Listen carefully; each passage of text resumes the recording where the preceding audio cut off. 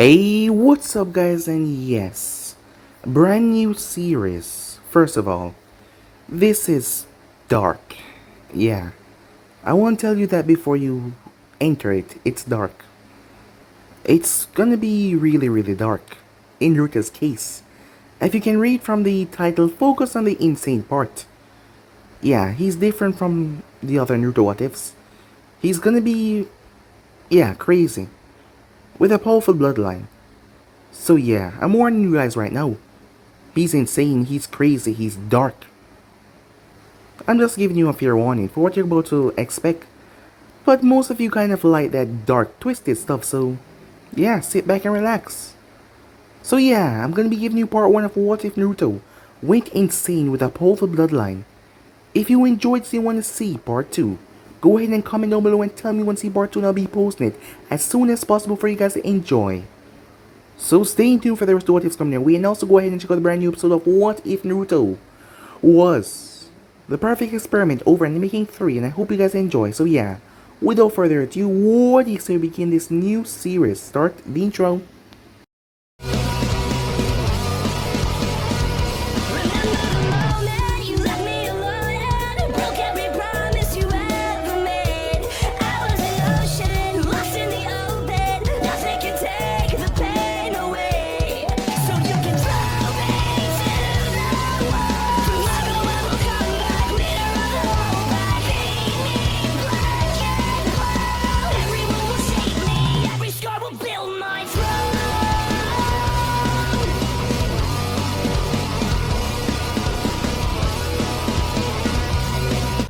Ragged hopping and panting could be heard through the empty streets of Konoha.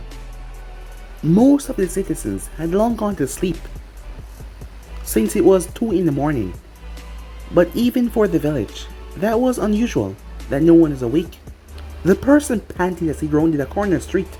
"Someone, please help me," he said. He knocked over a few garbage cans, but he pressed his hands against the wall to steady himself as he started to move once again.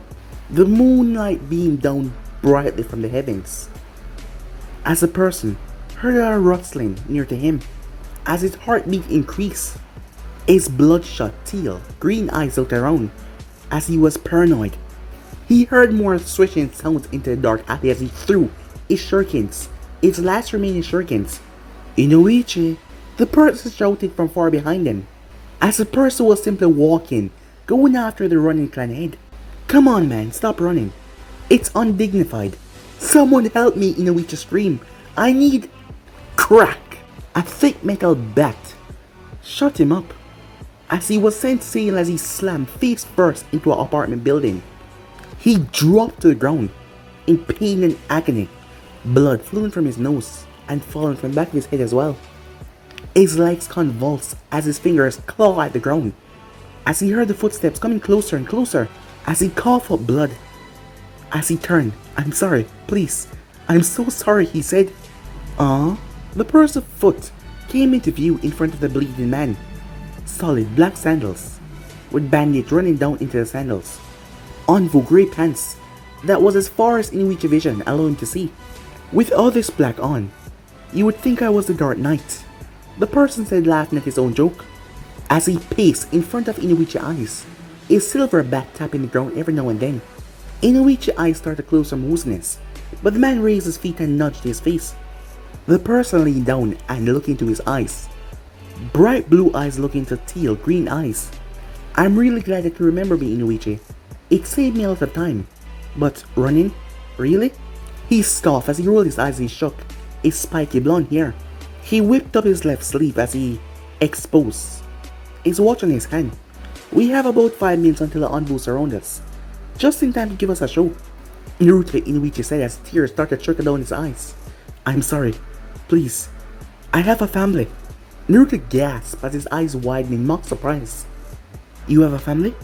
"No way," he said, as he punched the ground as he hissed frustratedly.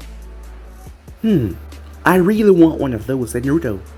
His gaze then snapped back to Inoichi as a wide, evil grin spread on his face. His eyes darkened with hidden intentions. "Maybe I can take yours."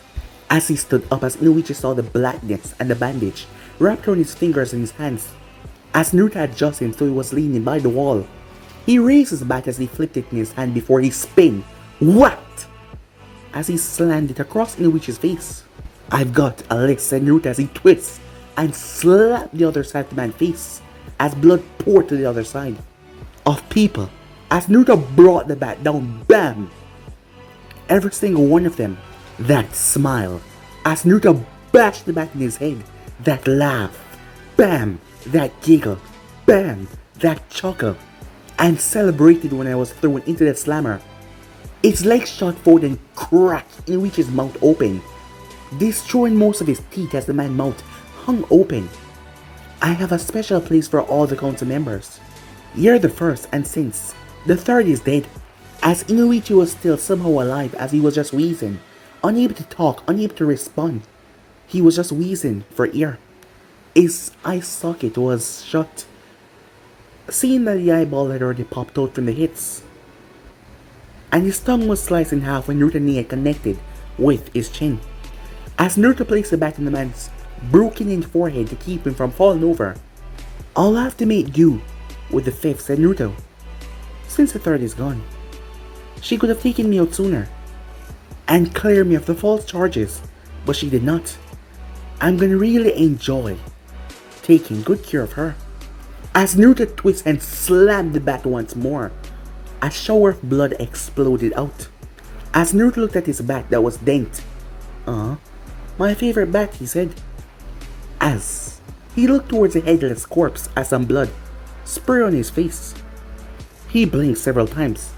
I think I got some in my eye, he said, as he wiped his face.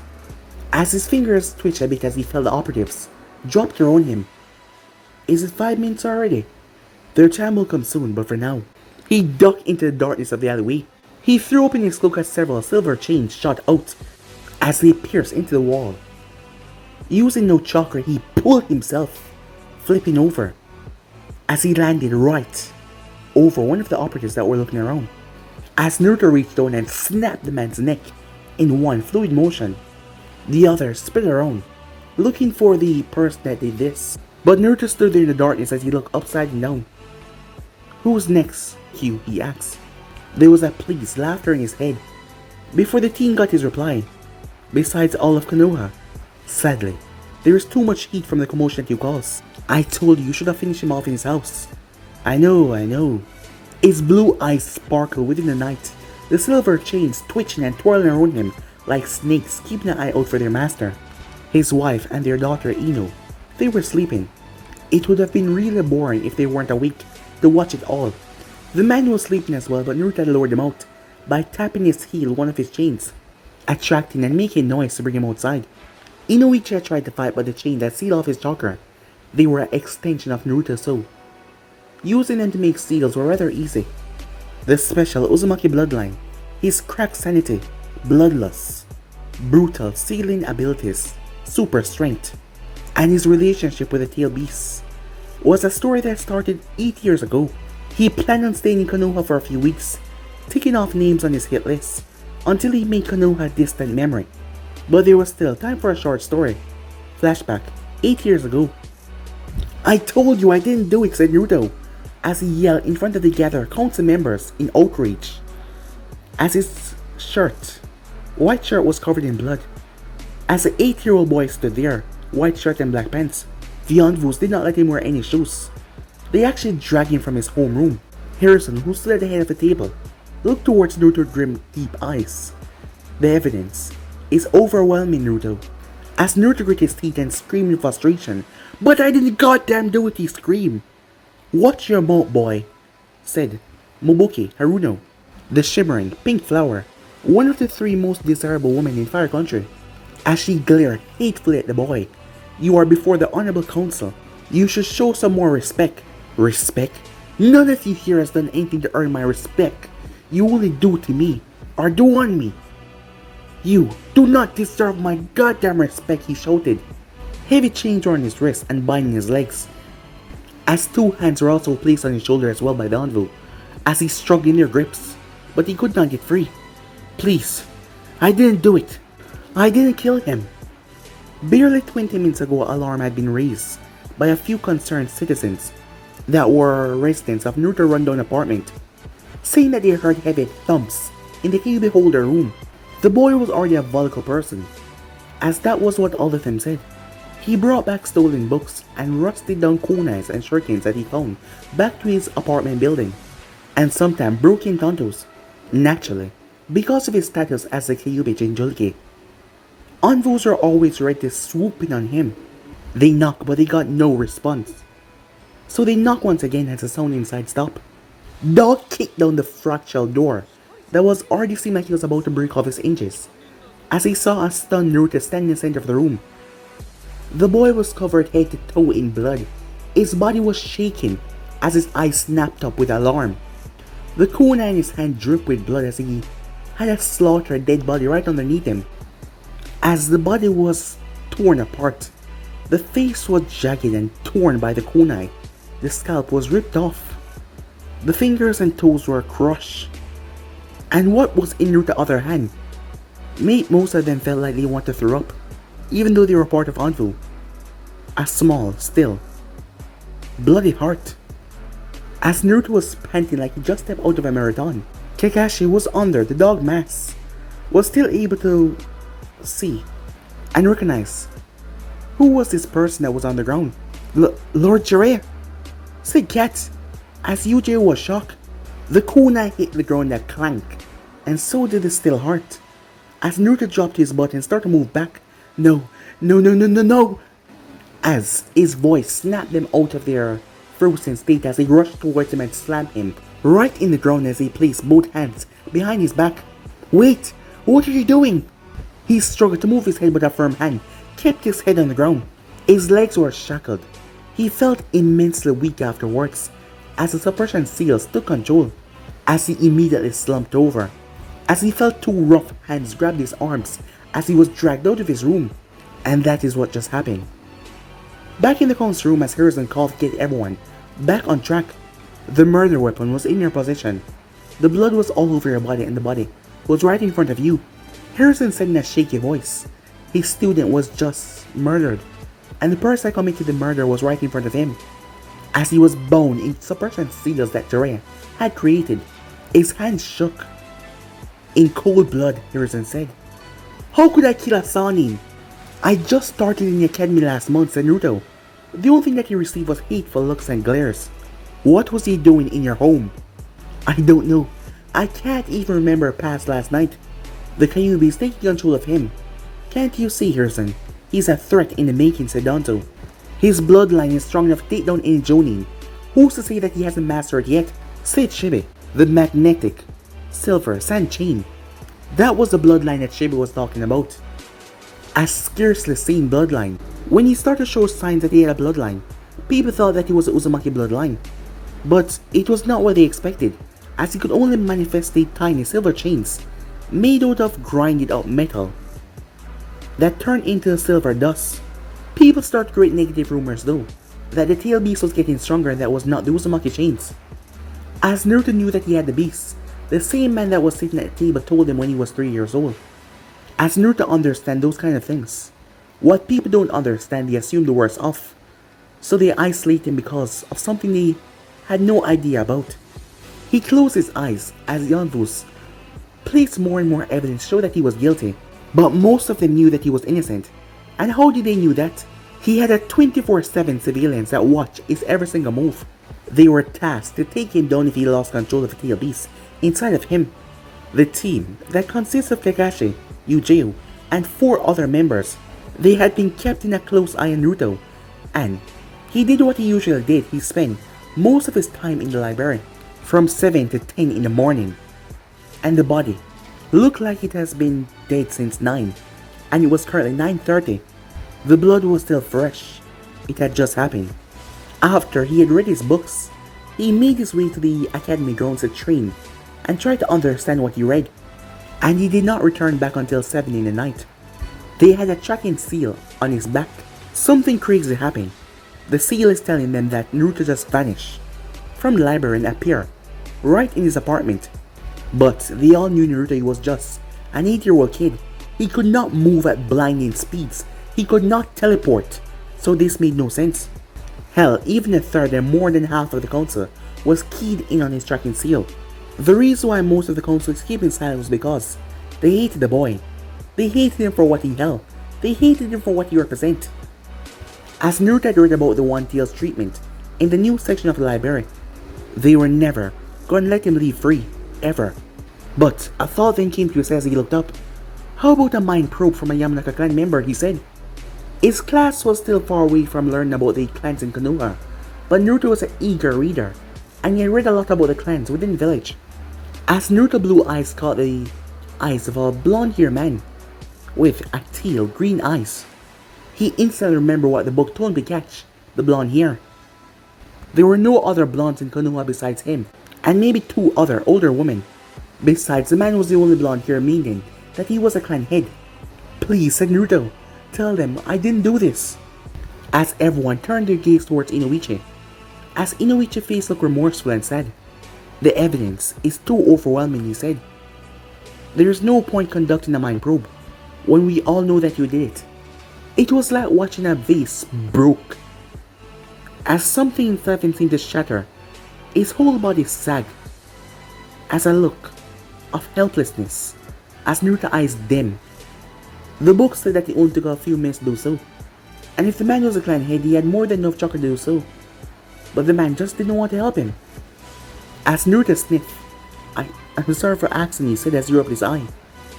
In light of all the overwhelming evidence, Hiruzen said, the murder weapon, Jiraiya blood on your clothes, Jiraiya blood on the kunai, your fingerprints on the kunai, Jiraiya fingerprints on your door, and you in the center of this crime, as well as testimonies from your neighbors and surveillance team. Naruto's eyes widened as he looked over his shoulders towards the Anvus that had been watching him since he was a baby. Their bodies showed no inch of emotion from the look of betrayal that Naruto gave them. As he turned his head back towards Hiruzen, tears falling from his eyes. You are sentenced to life imprisonment in the Fire Country, maximum security prison. The council members nodded along as Naruto saw the secret smirk on many of their faces. May Kami, have mercy on your soul, Hiruzen said, as he motioned for the Anvus to take him away. No, said Naruto as he roared out, as he struck against the hands that prevented him from running towards the Hokage. His eyes were wild with grief, betrayal, rage, as he tried to push them away. I did not do it! You have to believe me! The doors were thrust open as he fought and fought. I did not do it! A hand hit him over the back of the head as his body went limp, but he remained conscious though. The 2 Anvus dragged him by his upper arms, his feet rubbing on the ground as they did so. As they exit from the tower to a sea of awaiting citizens outside, word got out fast. As Naruto heard the people celebrating, plenty of Anvus created a path, but they did nothing as shoes, fruits, and stones hit him. There were some fruits that splattered on the Anvus' bodies, but they did not stop as Naruto inhaled and exhaled, ignoring the pain as he looked up and memorized all of their faces. He was gonna have his revenge on all of them, on Konoha. He was gonna come down on them like the wrath of God. He was gonna make Konoha a distant memory sooner or later. Time skip. The Fire Country, Supermax Prison, or better known as the Fire Pit, was a hellish nightmare for any person, especially those that were not within the range of serial rapists or serial killers, gangbangers, arsonists, psychotic thieves, child molesters, or kidnappers. Anyone that was not classified in those categories were gonna be dog food. It was an 11-story building above ground, but there were 20 more sections going down. That is why it was called a pit. It went deep down. The guards were there to make sure that the maniacs did not escape, but what happened inside was fair game, as long as they did not kill the kitchen staff, and also when they went inside when the lights were off. Each prisoner had their chakra seal off and their body weakened, but there were some of them that were so ridiculously strong it did not matter. But the guards were given the authority to use deadly force, and if things turned bad or even worse, they could kill them. The place was manned by ninjas and samurais, but the Hokage still had a 50% control of the pit by having his senior officers as Konoha ninjas. Needless to say, it wasn't really a friendly place, After Naruto was dumped off into the hands of the warden, he was processed as his clothes were stripped away as a highly condensed water hit him, removing all dirt, bacteria, anything on him. But it bruised him because the water was high and painful. He had no other option than to curl into a tight ball and scream in agony. He was then shoved into a steel wall room where he was given an orange jumpsuit and a collar that functioned as a level 9 suppressor, tracker, stunner, and an explosive if he stepped out of the pit without proper clearance. As he rubbed at his bruised limbs, as he was forced to put it on, as he stepped out, as he was limping a bit, the water pressure had hit his calf, and these seals were preventing him from healing. Sweat built on his forehead as he grit his teeth to move forward. Otherwise, the guard behind him would hit him with the electric baton to move. 6 guards behind him and 2 in front of him as they banged their batons on the cells to tell the inmate to quiet down as they saw the new meat. As Naruto felt a chill run down his spine at the looks that he were getting, as he felt his leg almost giving out as he stuttered for one bit. He was hit in the back as he cried out in pain as he was electrocuted, as they started to beat him on the ground to get up, but his body was too beaten and tired as he was grabbed and dragged on the ground before he was tossed into a room. It was grey and white, with a bunk bed only having one mattress at the bottom, with a silver sink and a toilet, an empty bookshelf over to the side, and a reading table with a lamp. No one said that the inmates lived in squalor. It was well founded by the daimyo's personal treasury, but that did not stop them from behaving like wild animals and starting unnecessary riots. His first night was the worst night ever as he realized he still had his shackles on. Light out was at 9 in the night as a warden walked through with 15 men and women behind him, all of them from Konoha. The prisoners knew that with their current state and sentences, the guards could easily kill them, and no one would simply bat an eye to their death because they weren't important. And not to mention their power seal away, they couldn't really do anything, they could only just glare. The guards, led by their warden, stopped in front of Naruto's cell. The beating that fell on Naruto that night, and the night to come for the next 4 years, you could not even describe it in words.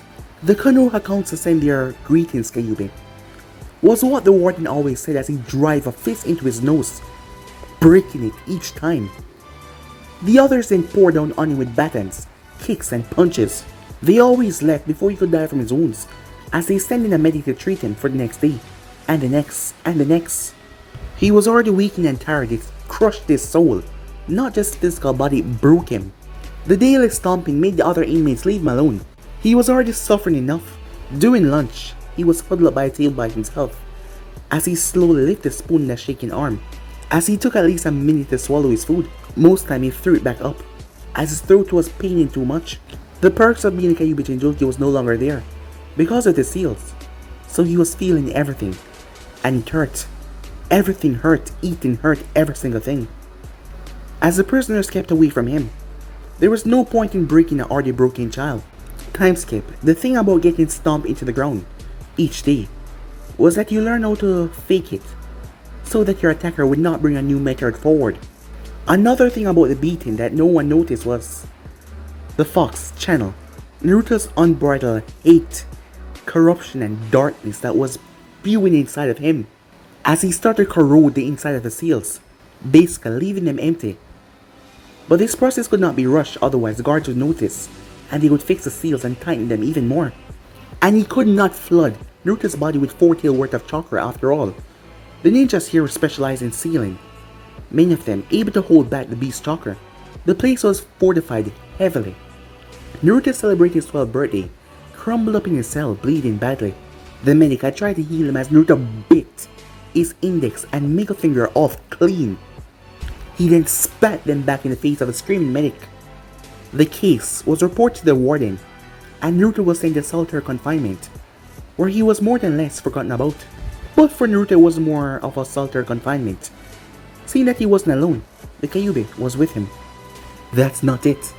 Listen carefully this time, the fox said, as Naruto wasn't wearing his chains, so he was able to unzip his jumpsuit. The beast nodded at Naruto form. Naruto wasn't a fast learner, the fox had to teach him the style for a whole month before he finally got it. But once he got in the stance right, he was able to fly through it. Well, as best as a starving boy could do. As the fox was in the mines, keep his head on his paws. Right hook, left jab. Right hook, left elbow. Knee, knee, duck. Right elbow, palm strike. Did you get that? Yes, said Naruto. The door inside was soundproof. No sound came in or went out. And there was no light as well, as it was so dark he could not see a single thing. If the fox was not there to speak to him, he would have been driven mad months ago. But he wasn't really sane anymore to begin with. With all this torture and with all this suffering, he had soaked it up, and it had consumed him. It was the 8th month of his time in solitary, and the prison warden had basically forgotten about his existence. The last time he eaten was a month ago, and it was a banana, roasted peanuts and a half bottle of water. The fox was incredibly old. He had seen many styles that he did not need, but he had watched them, and now he was teaching Naruto the third style that he knew. His ultimate plan was, by the time Naruto reached 10 fighting styles, he would combine them and make his own, after which they would escape. Both child and beast had the same instinct to murder and slaughter everyone within Konoha, and the fox came to enjoy Naruto's willingness not to give up. He stuck through it 4 years of hell, yet he pulled himself and pulled through it no matter what. The fox was able to see that the boy was not one to give up, and he admired his drive. He always wanted a strong Jinchuriki. His host could not be weak, and ever since Naruto Bloodline was brought forth, he was already planning on making Naruto strong. When they escaped, Naruto would work on his chakra and weapon use. If the fox was anything, he was careful though. But despite all of his plans, he did not tell Naruto what he should do regarding Konoha. The boy had a plan of his own, a very twisted dark plan, and the fox did not want to control him. That would make him less effective. He wanted to have a mind of his own, to think and do his own thoughts. 2 years went by as he was trapped inside of that dark cell, given the bare minimum to eat every now and then. As he went through the motions that the fox taught him, sometime he collapsed and he didn't wake up until hours later. The means and supply of food, the fox was able to break it down and push more of the energy towards his organs. So he had a little bit of energy to train, but yet he never gave out. He always got back to his feet. Another 2 years passed, as Naruto spent 2 years of exploring other ways, how to gain more energy without sustaining on food. He tried to meditate, but that gave him a severe cramp when he had stand up. He even went as far as drink his own sweat and urine, as he had kept that up for months upon end, until he finally found a solution when the seals were finally destroyed from the inside. His bloodline, magnetic, silver, sand chains bloodline. It was a rare bloodline that was found in 1 out of 1,000 Uzumakis that increased the human body receptiveness to subtle magnetic forces in the environment that normal people would never notice. These magnetic forces warp and twist around the user of the bloodline, only entering through the person's points and leaving back to their points, where it would simply bounce off another person unless they had a physical magnet with them. Those with the rare bloodline, they were able to manipulate these forces that went through them. The thing that set this bloodline apart from the sand release was that the sand could only control sand and iron as they were, and they would have to carry a small amount on their person. But the magnetic bloodline was able to grind metals and crush them into sand to form sleek, flexible, unique chains. When a person with this bloodline touched a metal to weaponize it, the metal would grind itself into dust and gravitate towards the user of the bloodline to be used in a chain form, but it can also be placed on a person to manipulate the magnetic force around him or her, thereby wresting control from them to the user of the bloodline. This was the only limit. The user could not say control a kunai in a person's pocket or pouch, but they could plant a grain of iron sand in a person to control their body. The fox had never fought a person with his bloodline, so he leave it up to Naruto to see how he would use it. As Naruto had to split his attention between fighting and find out how to use its Keki Genkai. He was not a genius, but he was stubborn, and he was smart when he wanted to be. He changed the course of the magnetic forces running through his body, passing over his points and over his organs. It slowed down his system, but it still gave him the ability to move at baffling speeds. It was like breathing, inhaling oxygen and exhaling carbon dioxide. But the more he inhaled magnetic forces, he strained it to run through his body and take away the stress, reducing his need for food and energy. As it worked up until 2 months, but even after 2 months he only needed a small amount of food. As the beast had explained to him that it was same for Hashirama Senju, the man had the same ability with his Mokidan. Most time he didn't have to eat food, but he could keep on going on sunlight. The fox believed that Naruto would soon be able to siphon the magnetic forces in and out of his body without any conscious thought, thereby eliminating the need for food at all. The process was complex, but it was very effective. Time skip. In his 6th year in the fire pit, Naruto decided it was time for him to break out. As he sat, hugging onto his legs, a small piece of light poured inside. The slit that his foot came out of opened up. Naruto squinted as the light pricked his eyes. As his eyes adjusted to them, Prisoner 9202, the warden is here to see you. Get to your feet and turn to the wall. As Naruto held up his hand to shade his eyes from piercing light, as Naruto's body cracked as he got up, as he looked at the slit with a twisted smirk, as he waved his hand. Warden, he said, in a playful voice. It's been a while. He hummed out a chuckle as the eyes hardened into a glare, as he raised his arm behind his head and pushed its forehead to the wall. Alright guys, let's get this shit over with. As he did not trust how mouthy the child was. Spread your legs, prisoner. Naruto gasped as he shot a scandalous look over his shoulder. You know, I don't swing that way, said Naruto. I'm saving myself for that special someone. You guys have to understand. I'm still a virgin, he said, as the door slipped open, as Naruto squealed. Please, be gentle, he said, his voice filled with mirth. Shut up, yellow warden, as 2 rather large guys behind him start to unbuckle their pants. As a devilish smirk came on Naruto's face. Get him ready. What? Your wife not giving you any, said Naruto. Or is it that you're more into little boys? I swear, I won't judge. What is it? As he felt a hand dropped on his shoulder, as he started to laugh. Shut up, the guard yelled, as he reared his hand back to bring down his baton on Naruto's skull.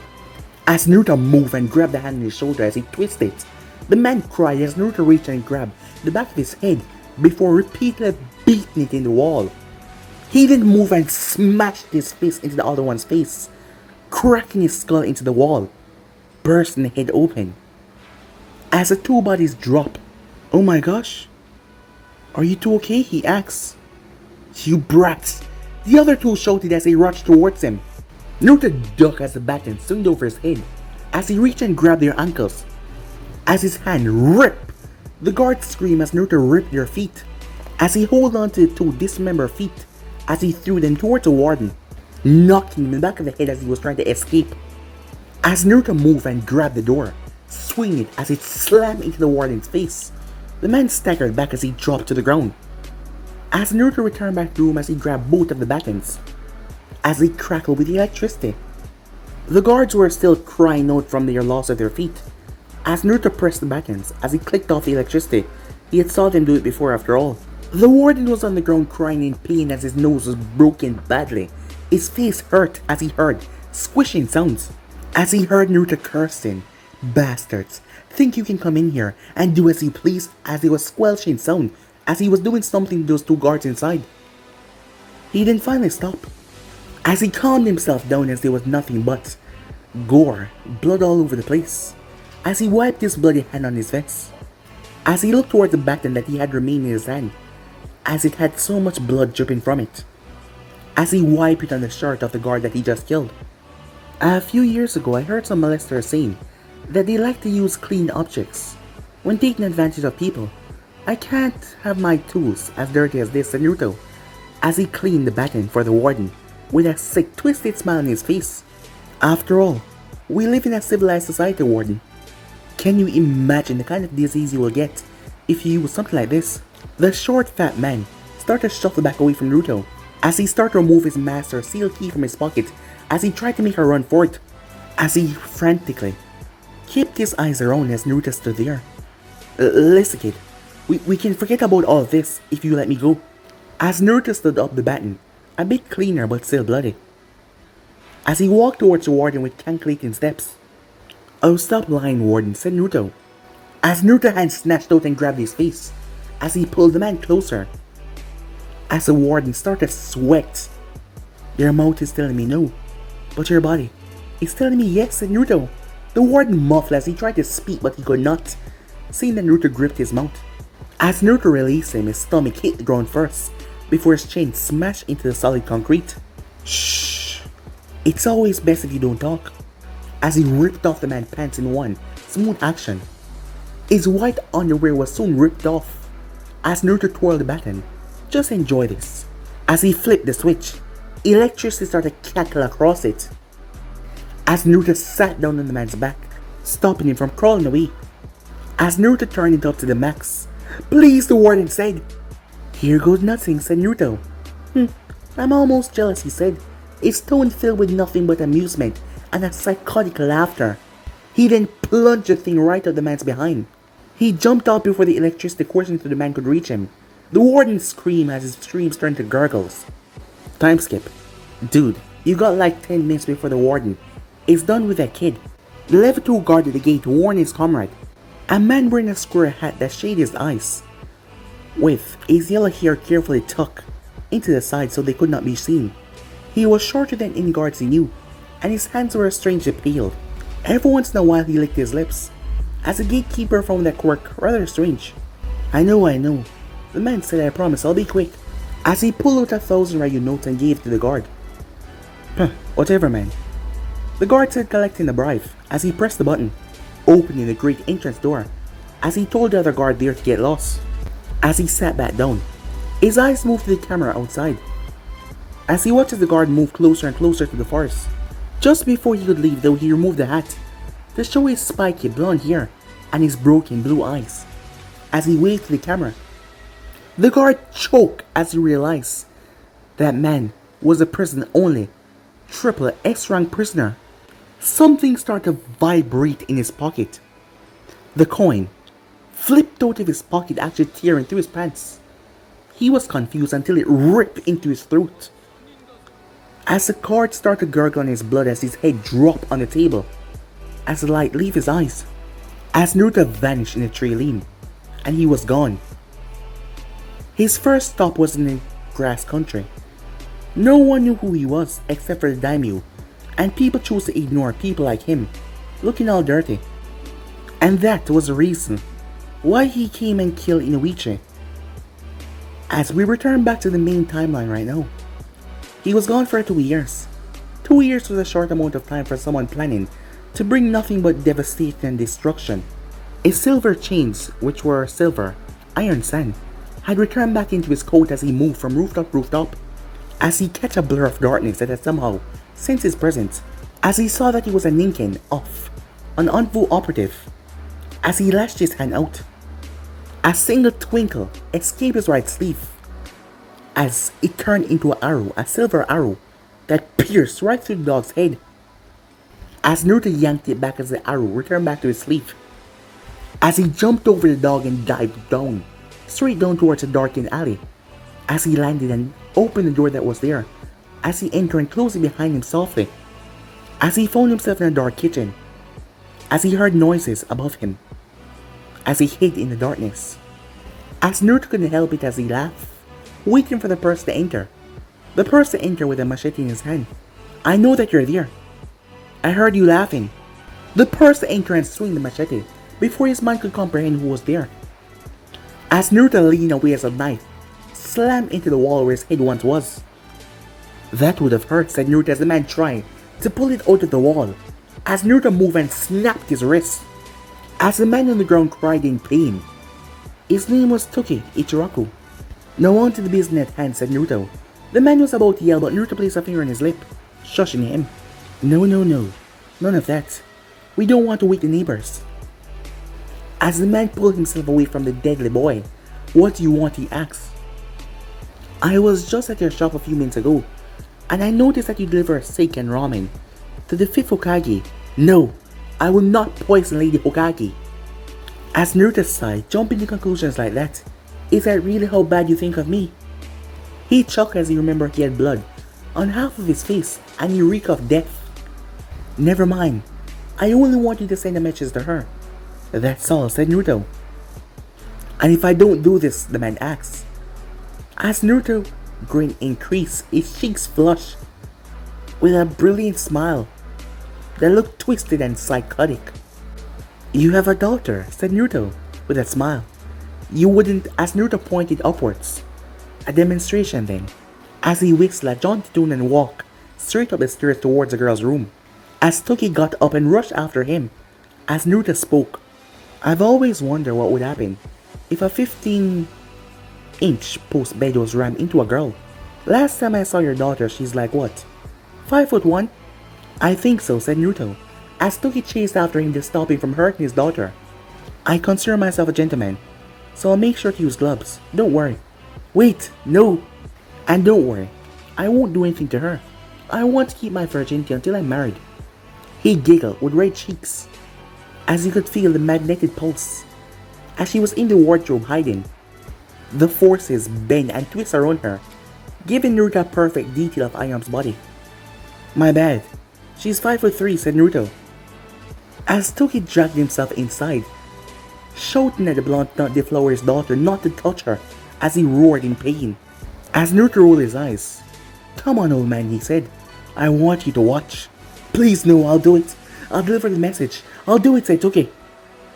Fine, said Naruto, as he looked towards his watch. But I'm changing the punishment if you fail.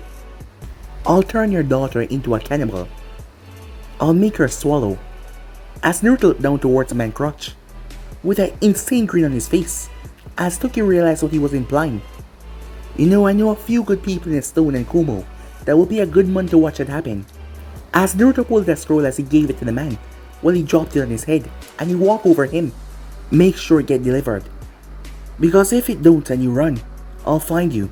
And trust me, I will keep my promise. Good night, sir, he said. Oh, and I was never here.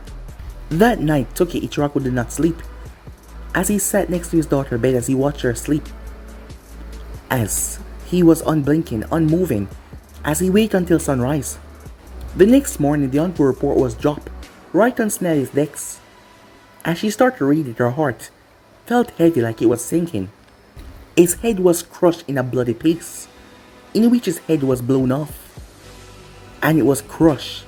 The object used, most likely a baseball bat, judging from the wounds and the strikes. After they had examined him, the envoys were not able to find anything, no chalk or trail, nothing at all, meaning that the person they were dealing with was a high jonin, powerful enough to best Inoichi Yamanaka, and slip away without anyone finding or leaving anything behind.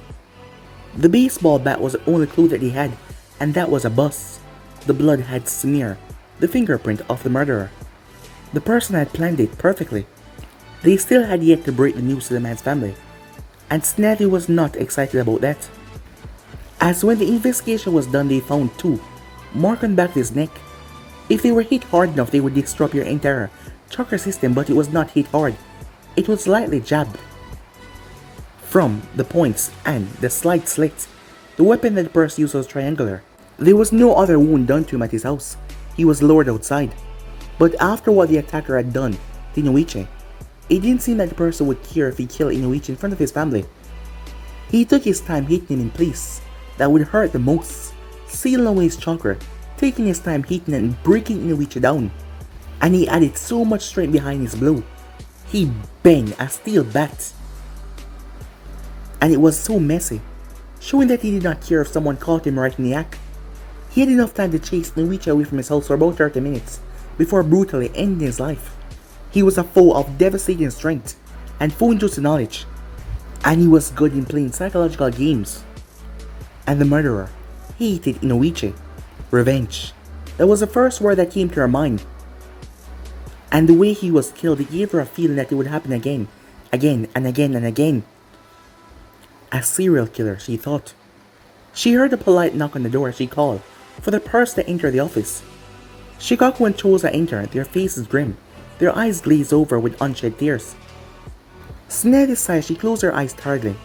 As she waited for two men to speak, she thought that they would come to her quicker than this. But 20 minutes had passed, and they were just coming in. But neither man said anything, so she spoke. I take it. You have come to the same conclusion that I have. Choza, fists clenched, as his teeth grind together. This beast. He hated Inoichi. Sned studied the both of them especially. The emotionless Nara. She didn't want to come to the conclusion that it was either of them that had killed Inoichi, but she could not outline anyone. Shikaku saw the look as his face twisted with disgust. You think we did this? I cannot not include you two because you're his friends. You have to understand. Choza was breathing heavily, his eyes bloodshot with rage and anger. He is our friend. We've known him for over 40 years. We would never kill him. She tried to sympathize with them, but they could still see the look that she was giving them. Scrutiny. Shikaku was pissed too. I will bring this creature in, and I will make him sing for mercy as I cut out his heart and feed it to him.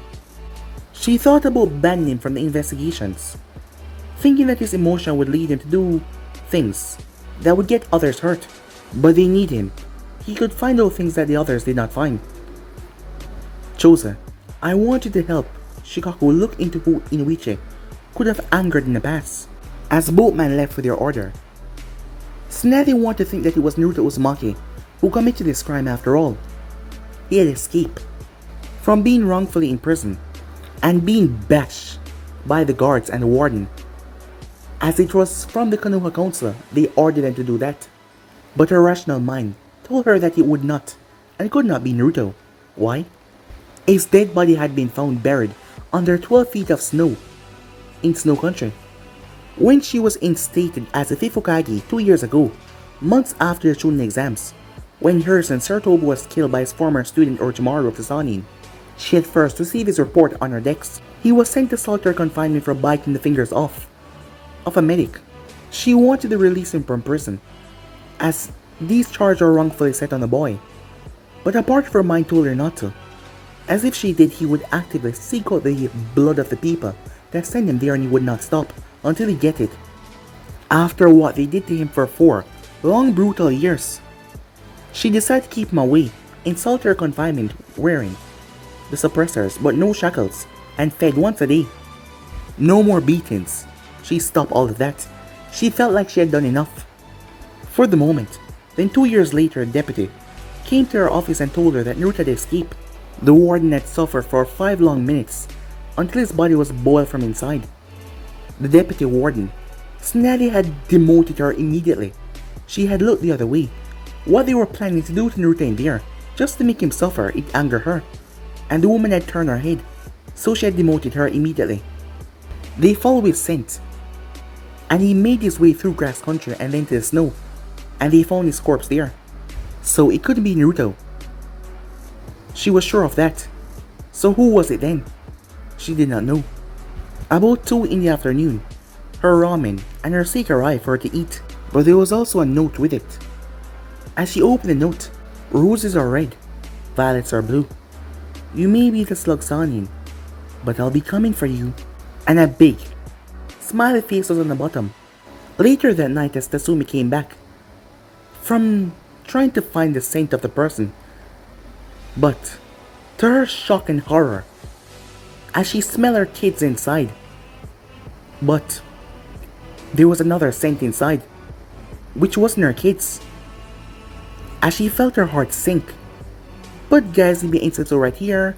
If you want the next person, do like, subscribe, comment down below, turn on that bell notification, stay posted. But I'm over now, see you guys soon.